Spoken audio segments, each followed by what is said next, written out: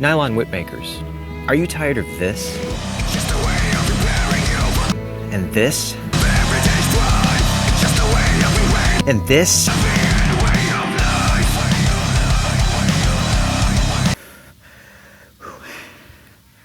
I was too. Let me show you what I did about it. Hey guys, it's Nick with the Whip Shop, and on today's video we're going to be talking about several things, but primarily we are talking about lacing needles. If you guys have made nylon whips in the past, you probably understand that making a fall is so important. And you need a needle that will slip inside of parachute cord to do it. Now this is a needle from Tandy Leather that I've been using for probably about 6 or 7 years. It's a jumbo Perma lacing needle. I actually bent it in my stupid intro. But this thing I've had a love-hate relationship with. You saw it in many of my videos that I've made up until this point, but not anymore. This needle would work decent for some parachute cords, but for others it wouldn't. For others you would get halfway inside and it would get stuck. Some parachute cords it wouldn't even penetrate, which was really frustrating. So because it wouldn't work sometimes, I had to go to alternatives. This is a needle that my friend Anthony Nunnally sent to me, and one of his friends actually made it. It's just a piece of brass tubing, and he machined it and put threads in it. It worked great, but it wore out. So that's one of the needles that I was using, and it worked great. Next we have here, this is a needle, once again from Tandy Leather, and it's their smallest needle. And it's so small that it was really hard to thread parachute cord into it. And for that reason, I really didn't like it. Also, it was so short. Once you got it inside the paracord, you had to just shimmy it, and it took forever to finally get it through. So the answer to all of this frustration is a company called Jig Pro Shop.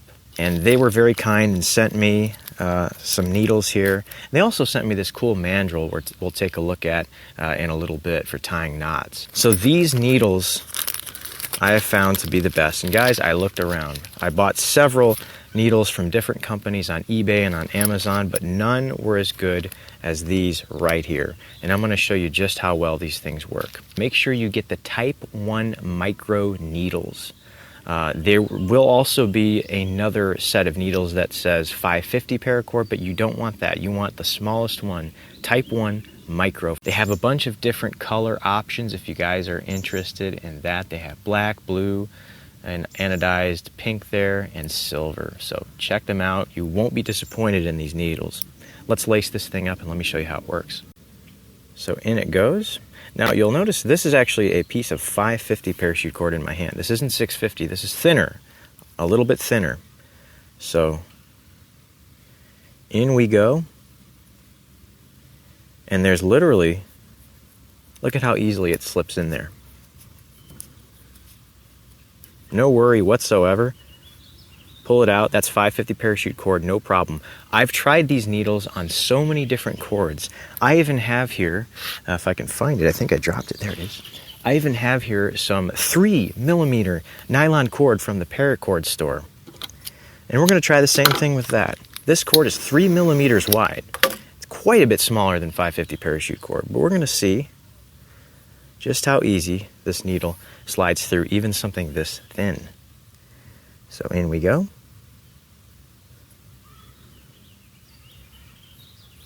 And look at this. Like nothing. All the way through. And there we go. So guys, this is the solution.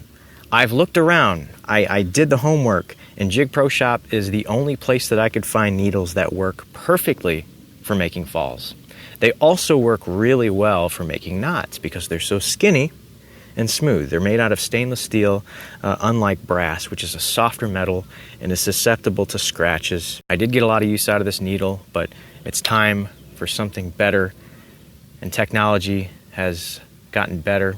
That didn't make sense. So thank you to this little needle. I got a lot of whips made with it, but there are better options out there. While we have these needles out, I want to show you guys how I make falls nowadays. Tapering is no issue with a leather fall because Well, you can taper it. Tapering paracord has to be done in a different way. This is a little method that I saw Dakota Winrich of the Kitty whips, as well as Adam Winrich do on some of their whips. So I didn't come up with this idea, but I saw it in some of their whips and I thought it was brilliant. And I've adapted it to my own whips, and my whips are cracking even more easily now. So thank you to both of them for the inspiration. All right, so we're getting ready to make one of these new and improved falls that I really like. But let's discuss a little bit, once again, the tapering of a whip. It only makes sense that if your whole whip is tapered, why not taper the fall? This is something that you can very easily achieve with a leather whip, because we're basically cutting very long triangular pieces of leather to tie on the end of that whip. We cannot do that with parachute cord, unfortunately, because obviously it's one diameter all the way down. But we do have the ability to taper something, and that is weight. How do we achieve this? Well, by feeding parachute cord inside of itself for one half of the fall, but the second half of the fall is one strand. This allows a little bit of weight distribution down the fall, which is nice. So I'm going to take about a 3-foot piece of 550 parachute cord, and I'm not worried about this being exact, guys. I'm not worried about that at all. This just so happens to not be cordless paracord, so I'm going to pull those guts out, throw them aside. Now I can cut a little angle like I always do for my falls, and I'm going to melt that point. Briskly twist it in my fingers without burning myself, hopefully. And then I'm going to feed it into my shiny red anodized stainless steel needle. So here we go. This is my whole 3-foot piece for this fall. What I'm going to do is I'm going to find about the 1-foot mark, which is about right there. I'm going to fold this, pinch that little loop there, just like that. I'll give a little more, like that. And this is where I'm going to thread my needle in. So see, we have a 2-ply section of our fall, and then it stops here, and then the rest of it will just be a single strand of hollow parachute cord. My proportions are a little bit off. Basically, I want this threaded section here of the needle, I want that to mark the middle. So it's kind of half and half. That's about what I want. So let's revisit this little loop here that I've marked with my fingers. And we're going to take that needle, and that is where we're going in.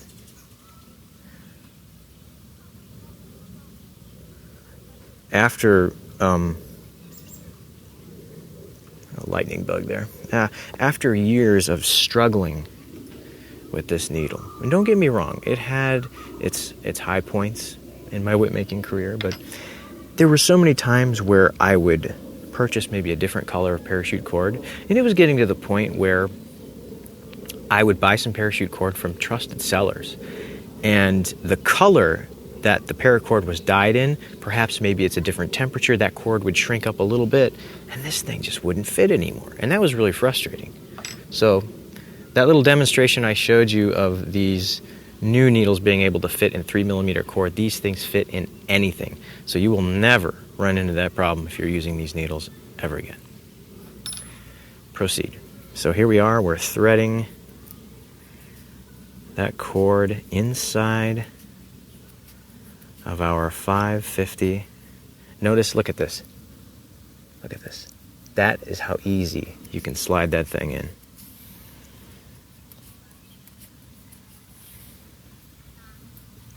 Down we go.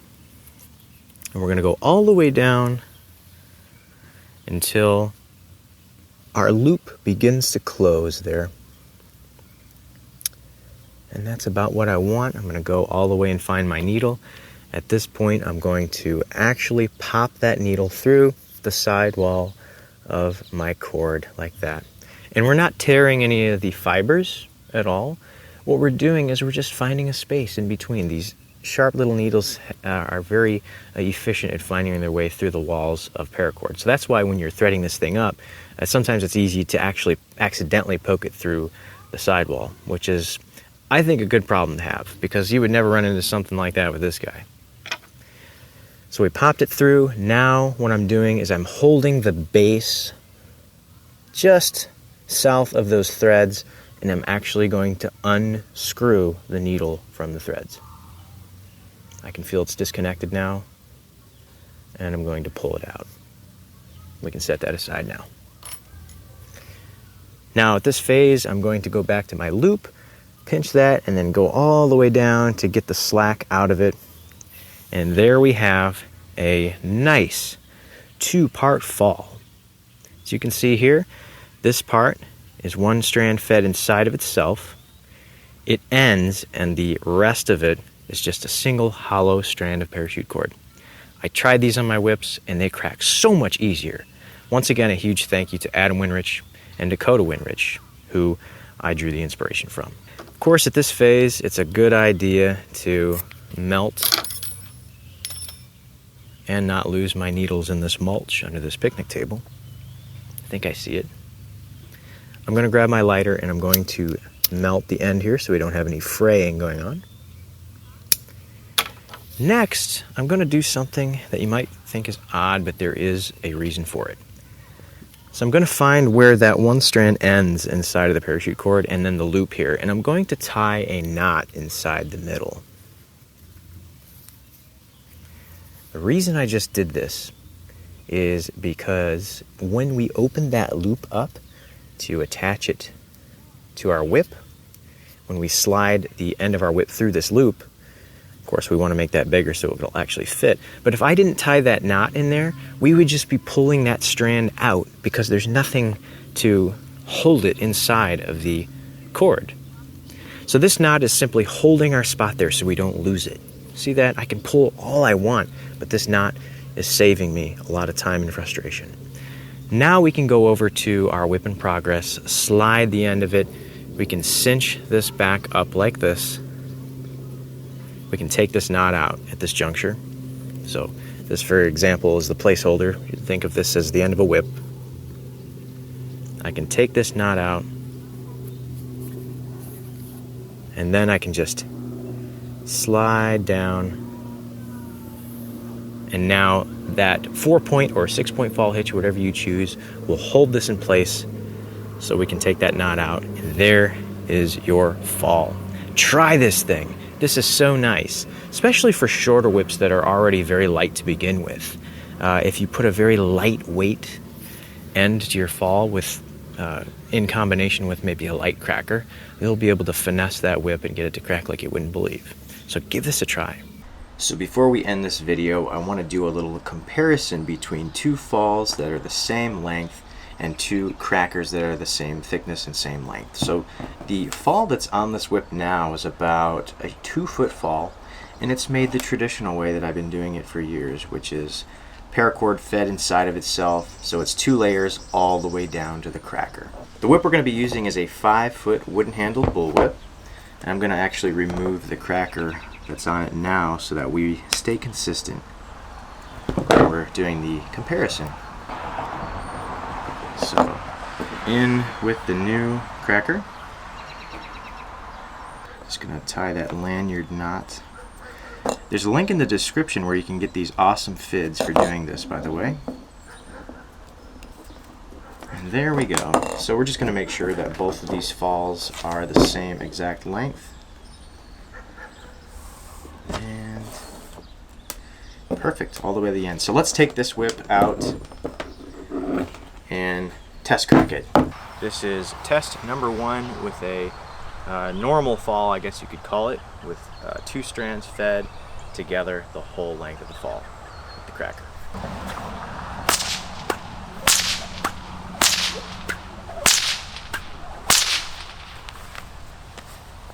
The first few cracks of a whip with the new cracker will sound high pitch and not very good, so we're just going to allow this thing a little bit of time to fray here.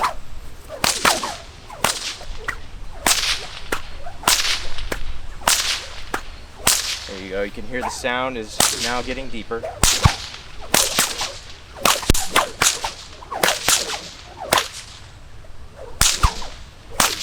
Now I think we're in the proper testing territory. So this cracker is well frayed. Let's take this thing through a few routines. So just throwing the whip nice and easy, it does crack. But I can tell there's a little more weight than I would have with what we're going to be attaching to the whip here in a second.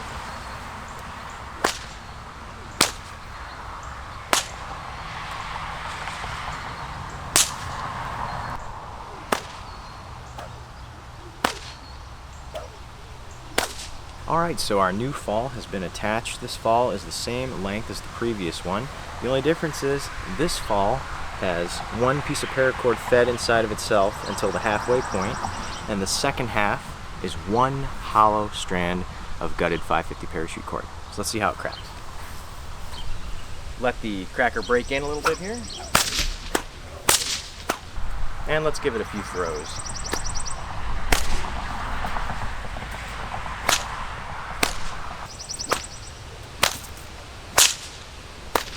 Now you might not be able to tell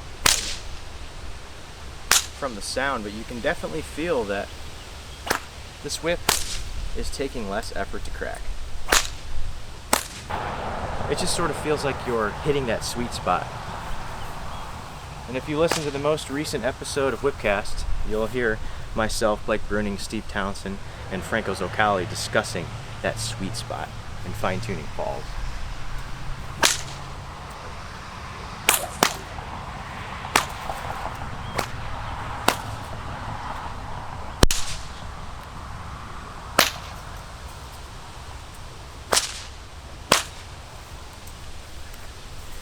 So to be honest with you guys, I don't think the comparison video is that helpful. You probably couldn't really hear a difference, but you can definitely feel a difference if you're the one cracking the whip. So give this a try. Now there is unfortunately one downside to these types of falls, and that is if you are someone who cracks whips a lot, if you're into performances, if you're out there working the cattle, this part here, the very tip, because it's only one strand, it'll wear out a little faster than your standard 2-strand fall will. So for that reason, have a pair of scissors and a lighter on hand, as well as the little fid that you can get in the description of this video. There's a link. And what you'll be needing to do, and as far as frequency goes, it depends on how often you're using the whip. When this wears out, you'll be snipping off about 1/8 to 1/4 of an inch, melting it again, popping a hole through it, and slipping the cracker in. You might have to do this several times a week if you choose to go with this fall, but I think it's worth it. I think that half taper going on is really worth it. It is easier to crack, I think, and I recommend it. So back to that mandrel that I was talking about in the beginning. Guys, check this out. This thing is really handy if you are wanting to learn how to tie a Turk's head knot. This tool is a fantastic way to do so. You can find all of these needles as well as mandrels and a whole lot more paracord jigs over at Jig Pro Shop. Guys, I want to thank you so much for stopping by and watching this video. Just another beautiful day in the park. This is Rogers Lakewood Park in Northwest Indiana. One of my favorite places to come out and work on whips. There'll be a lot more videos filmed in this exact location here because I love it here. And it's summer. It's my favorite time of year. A lot more videos in the queue. I got a few new whip builds coming up, full length, probably 2-hour plus tutorials that are on the way for this summer. If you guys enjoy these videos, I would greatly appreciate it if you would head over to patreon.com/NixWhipShop. Whatever you feel you're getting out of this channel, maybe this channel has helped you start a whole whip making business. I hope so. I would greatly appreciate if you would return the favor and help me support these videos, keep them going. Thank you guys for watching. Hit that subscribe button, share with your friends. I'll see you in the next one. I'm not really planning on going to Nebraska on this chase, but I do end up there eventually. It's at 6:00 p.m. Central Time. The storm produces the first tornado of the day, just northwest of McCook, Nebraska.